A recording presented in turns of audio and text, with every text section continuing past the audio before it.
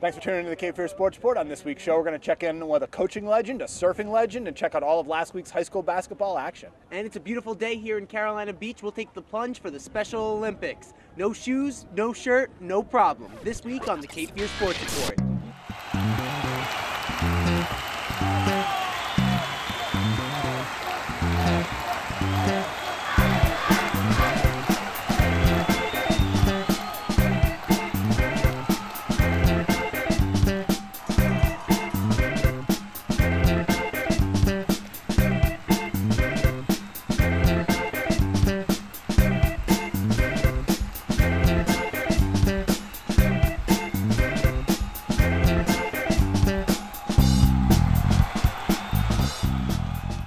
Welcome to the Cape Fear Sports Report. I'm Jesse Jones. I'm Joe Messeri. We're at Carolina Beach this week as we get ready to take the polar plunge to raise money for the Special Olympics. But first, let's check out some of last week's conference tournament action. It's the Mid-Eastern Boys Tournament from Brogdon Hall.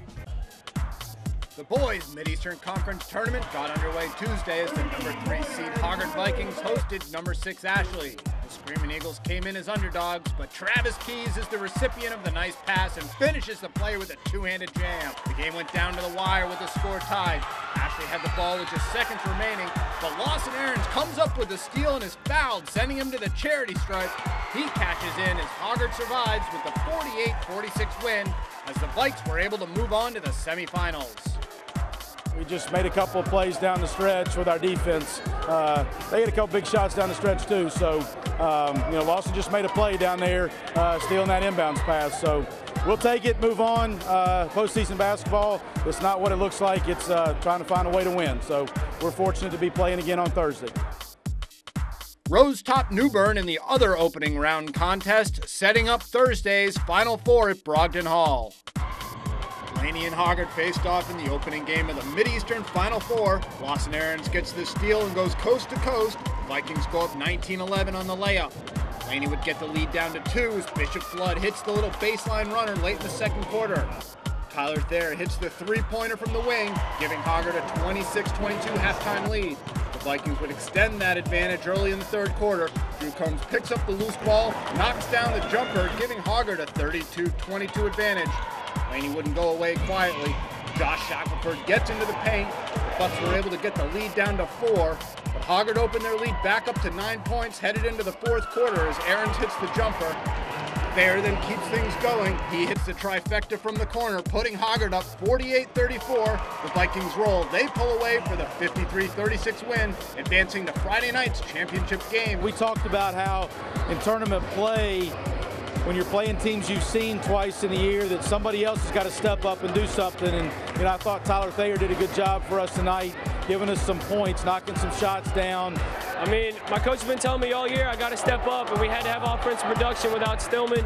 So, I just went out there and played with confidence, and, when you're knocking out shots, you just kind of get in a rhythm, and you feel like every shot's going in. The basket looks as big as an ocean. In the other semifinal, Greenville Rose was looking to pull the upset over top-seeded New Hanover. It looked like Rose was on a mission from the opening tip. They get the game's first hoop. The early stages belong to the Rampants, so they lead 10-2 early on. New Hanover head coach Kirk Angel tries to get his team to regroup. The Wildcats go on a run. Detuan Rogers shows off the spin move in the paint, and New Hanover takes a 17-15 lead early in the second quarter. Rogers then finishes the fast break, scoring 2 of his game-high 23 points. New Hanover led 28-25 at the break.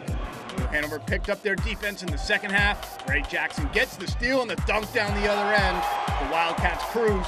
They win 68-50, setting up a classic showdown with their crosstown rivals. It doesn't surprise me. They're playing second half of the conference. They've been playing better than anybody, including us. We've really got to come out with a lot of intensity and play hard and smart, and we'll see what happens. With their wins on Thursday, New Hanover and Hoggard set the stage for Friday night's championship game. Hoggard may have come in as the hottest team in the league, but New Hanover looked like the team to beat throughout the season. The two teams have contrasting styles. New Hanover was out and running as Freddie Jackson threads the needle and Detuan Rogers gets the hoop and the harm. New Hanover led 9-0 early on. Hoggard generally looks to slow the ball down, but Darius Plummer finds Lawson Aarons on the break. The Vikings trailed 15-4 at the end of the first quarter, but trimmed the lead to just 3 at the half. Hoggard on the comeback trail. Detuan Rogers crashes the boards and gets a big-time lefty follow-up jam, keeping the Vikings at bay. Lead grew to 9 points, but Tyler Thayer drained for 3 as Hoggard tries to rally. The game was tied late in the fourth quarter, but Freddie Jackson and the Wildcats wind up making some key hoops down the stretch. They win 49-42, capturing the Mideastern Tourney and regular season titles.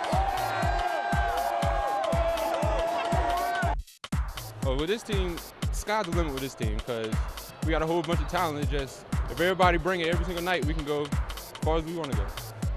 And here's a look at next week's state playoff pairings.